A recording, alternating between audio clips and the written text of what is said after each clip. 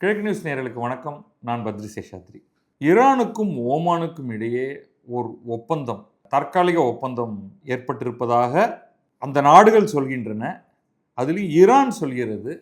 இன்னும் இதில் ஓமான் வெளிப்படையாக கருத்து தெரிவிக்கவில்லை, அமெரிக்கா கருத்து தெரிவிக்கவில்லை. நமக்கு என்ன தெரிந்திருக்கிறது அப்படிங்கிறத பார்ப்போம். ஈரானுடைய டெபுட்டி ஃபாரின் மினிஸ்டர் காசேம் கரிபாபாதி அப்படிங்கிறவர் என்ன சொல்கிறாருன்னா, நாங்கள் ஓமானோடு ஒரு தற்காலிக ஒப்பந்தம் ஒன்றை ஏற்படுத்தியிருக்கிறோம். அதன்படி கப்பல்கள் உள்ளே வந்துவிட்டு வெளியே போவதற்கு எங்களுக்குள்ள ஒரு ரூட் அட்ஜஸ்ட்மெண்ட் பண்ணியிருக்கோம். எந்த பாதையில் கப்பல்கள் வரலாம், எந்த பாதையில் கப்பல்கள் திரும்ப போகலாம் அப்படிங்கிறதுக்கு இரண்டு நாடுகளும் நாங்கள் எங்களுக்குள்ள பேசி ஒரு முடிவு பண்ணியிருக்கோம். ஏன் இந்த ரெண்டு நாடுகள் அப்படின்னா, ஹார்முஸ் நீரிணைப்பு என்பது இந்த இரண்டு நாடுகளுக்கு இடையேயான பகுதி. இந்த கடலில் ஒரு ரொம்ப குறுகிய அந்த பகுதியோடைய ஒரு பக்கத்தில் ஈரான் இருக்குது, இன்னொரு பக்கத்தில் ஓமான் இருக்குது. அப்போ இவங்க ரெண்டு பேரும் நாங்கள் ஒரு ஒப்பந்தம் ஏற்படுத்தி கொண்டிருக்கிறோம் என்று சொன்னால் அது மீனிங்ஃபுல் தான். ஆனால் அவர் அதே சமயத்தில் என்ன சொல்கிறாருன்னா, ஜூன் மாதத்திலே நாங்கள் ஒரு இடைக்கால அமைதி ஒப்பந்தத்தை அமெரிக்காவுடன் ஏற்படுத்தி இருந்தோம்.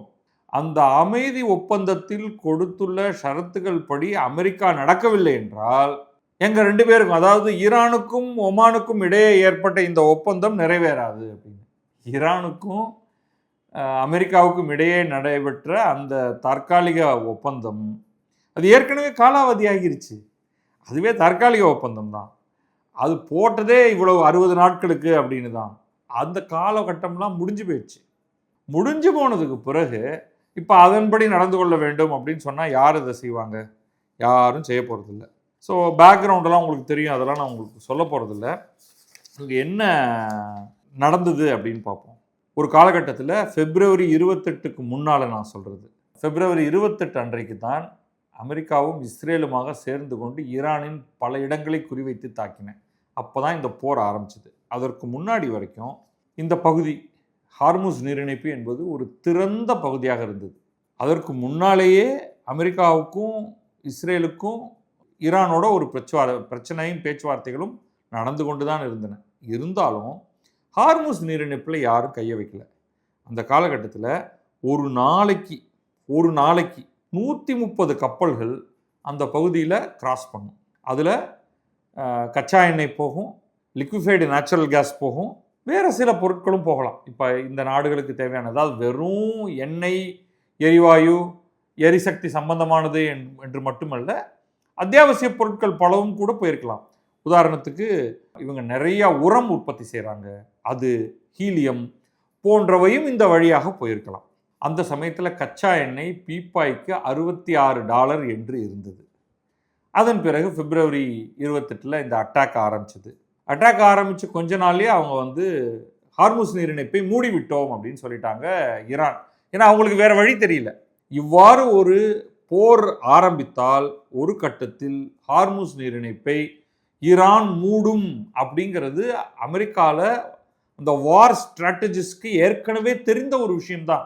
தெரிந்துமே அவங்க இந்த ஒரு ரிஸ்க் எடுத்து உலகத்தையே மிக கடினமான சூழலுக்கு கொண்டு போனாங்க. அந்த எண்ணெய், கச்சா எண்ணெயோடைய விலை மிக கடுமையாக அதிகரித்தது, தட்டுப்பாடுகள் ஏற்பட்டன. இன்னைக்கு உலகமே ஒரு மாதிரியான கஷ்டமான நிலையில் இருக்குது. அமெரிக்கா ரொம்ப கஷ்டமான நிலையில் இருக்குது. இதுதான் ரிசல்ட். இந்த பகுதியில் கன்னி வெடிகளை ஈரான் புதைத்திருக்கிறது இந்த ஹார்முஸ் நீரிணைப்பில் என்று அமெரிக்கா குற்றம் சாட்டுகிறது. ஈரான் ஆமாம் நாங்கள் செஞ்சுருக்கோம் என்றும் சொல்லவில்லை, இல்லைங்க நாங்கள் அப்படியெல்லாம் ஒன்றுமே செய்யலைங்க, நாங்கள் எங்கே அதெல்லாம் செய்ய போகிறோம் என்றும் சொல்லவில்லை. ஆனால் ஈரான் என்ன பண்ணியிருக்கு சமீப காலங்களில் அப்படின்னா, ஈரானுடைய அனுமதி இல்லாமல், அந்த அனுமதினா என்னன்னு நமக்கு தெரியல, ஈரானுடைய அனுமதி இல்லாமல் போகும் சில கப்பல்கள் மீது அது ஏவுகணை தாக்குதல்களை நிகழ்த்தி இருக்கிறது. இந்த மாதிரி ஒரு 4-5 கப்பல்களுக்கு மேலே அது தாக்கி இருக்கிறது. ஸோ இந்த போர் நடந்து கொண்டிருக்கும் போது ஒரு கட்டத்தில் அமெரிக்கா இவங்க ஹார்முஸ் நீரிணைப்பை மூடிவிட்டோம் என்று ஈரான் சொன்னாங்க. நீ என்னடா மூடுறது, நானே அதை மூடுறேன் என்று அமெரிக்கா அறிவித்தது. அதுக்கப்புறம் அமெரிக்கா நிறைய காமெடி பண்ணுது. இந்த பகுதியை, ஹார்முஸ் நீரிணைப்பே அமெரிக்காவுக்கு சொந்தம் என்று நாங்கள் அறிவிக்க போகிறோம் அப்படின்னு சொன்னாங்க.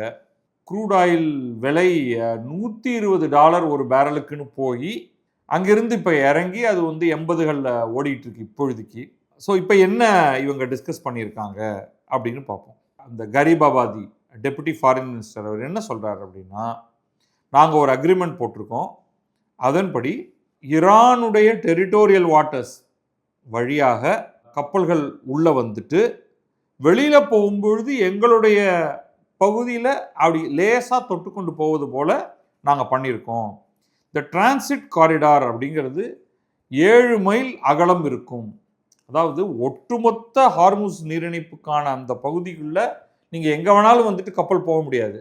இவங்க குறிப்பிட்ட பாதையை மட்டும் திறந்து வைக்கிறாங்க. அப்படின்னா என்ன அர்த்தம்னா, வெவ்வேறு இடங்களில் அவங்க கன்னி வெடியை புதைத்து வைத்திருக்கிறார்கள்னு அர்த்தம். அதனால் நீங்கள் எங்களுடைய கரையை ஒட்டி உள்ளவா, ஓமானோட கரையை ஒட்டி வெளியில் போ, அப்படி வெளில போகும்பொழுதும் கொஞ்சம் எங்களுடைய கரையை ஒட்டியும் போக வேண்டி இருக்கும் அப்படின்னு ஒரு காம்ப்ளிகேட்டட் செட்டப் ஒன்று பண்ணியிருக்காங்க. இது எதுக்காகன்னா, அப்போ தான் நீங்கள் வந்து கட்டுப்படுத்த முடியும். கட்டுப்படுத்தினால்தான் கட்டணம் போட முடியும். இப்போ சர்வதேச கடல் பகுதி அப்படின்னா அதில் போகிறவங்க யாரும் யாருக்கும் பணம் தரணும் அப்படிங்கிற அவசியம் கிடையாது.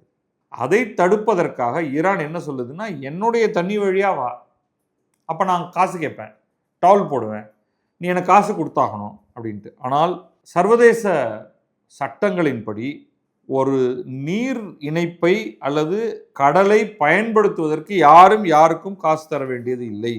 மாறாக இவங்க என்ன பண்ணிடுவாங்கன்னா, இது எங்களுடைய தண்ணியில் போகிறதுக்காக நீ காசு கொடுன்னு நாங்கள் கேட்கல, மாறாக உங்களுக்கு சேஃப்டி இன்சூரன்ஸ் அப்படின்னு ஏதாவது ஒரு கதையாக வச்சு நாங்கள் வந்து சார்ஜ் பண்ண போகிறோம்.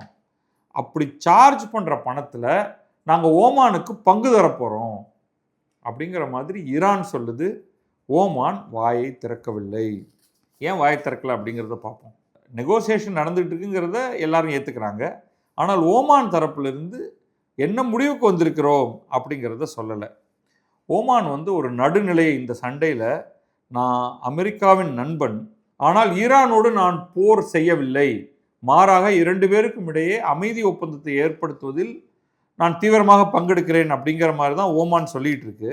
ஓமானுடைய அமைச்சர் வந்து, நாங்கள் பேசிக்கிட்டு இருக்கோம், கன்னி வெடிகளை எல்லாம் அகற்றி விட்டு கப்பல்கள் மீண்டும் இந்த பகுதிக்கு திரும்புவதற்காகவும் இந்த ஹார்முஸ் நீரிணைப்பை எப்படி நிர்வகிப்பது அப்படிங்கிறதுக்கான ஒரு பெர்மனன்ட் தீர்வு ஒன்றை ஏற்படுத்துவதற்காகவும் நாங்கள் பேச்சுவார்த்தை நடத்தி கொண்டிருக்கிறோம் அப்படின்னு ஸ்லைட்டாக வழவழா குழவழா அப்படின்னு சொல்லிட்டாரு. லாங் டேர்ம் அரேஞ்ச்மெண்ட் வேணும், அதுக்கு டெக்னிக்கல் டாக்ஸ் இருக்குது அப்படின்னா இன்னைக்கு இன்னும் முடியலை அப்படின்னு அர்த்தம். இதுக்கு நடுவில் ஓமான் இப்படி சொல்கிறதுக்கு அமெரிக்கா என்ன ரெஸ்பான்ஸ் கொடுத்துருக்கு அப்படின்னா, சென்ற வாரம் ட்ரம்ப்கிட்ட ஒருத்தங்க கேட்குறாங்க, இந்த பத்திரிகையாளர் சந்திப்பில் கேட்குறாங்க, எங்கே ஈரானும் ஓமானும் ஏதோ பேசிக்கிட்டு இருக்காங்களாமே அப்படின்னா, அதுக்கு ட்ரம்ப் சொல்கிறாரு, ஓமான் நாங்கள் ஏற்கனவே செய்து கொண்டிருக்கக்கூடிய முடிவுகளில் இருந்து நகர்ந்து போனால் நாங்கள் ஓமானையே பாம்பு போட்டுருவோம், ஓமானை பாம்பு போட்டு அழிச்சிருவோம். அப்புறம் அவர் யூஸ்வல் கெட்ட வார்த்தைகள்லாம் அதெல்லாம் சேர்த்து தான் சொல்லுவார். ஓமான் நடுவில் வந்தால் ஓமானை போட்டு தள்ளிடுவோம் அப்படிங்கிற ரேஞ்சில் தான் அவர் வந்து ஆகஸ்ட் 17 அன்னைக்கு சொல்லியிருக்காரு. இதே மாதிரி த்ரெட்டை அவர் தொடர்ந்து சொல்லிக்கிட்டே இருந்திருக்காரு. ஸோ இவர் என்ன பண்ண போகிறாரு அப்படிங்கிறது நமக்கு தெரியணும். இதற்கிடையில் வந்து ஈரானை பணிய வைப்பதற்காக மிக கடுமையான பொருளாதார கட்டுப்பாடுகளை ஈரானுக்கு மட்டுமில்லை, ஈரானுக்கு உதவி செய்பவர்கள் மீதும் விதிக்கப் போகிறோம் அப்படின்னு அவங்களுடைய ட்ரெஷரி செக்ரட்டரி வேற சொல்லியிருக்காரு.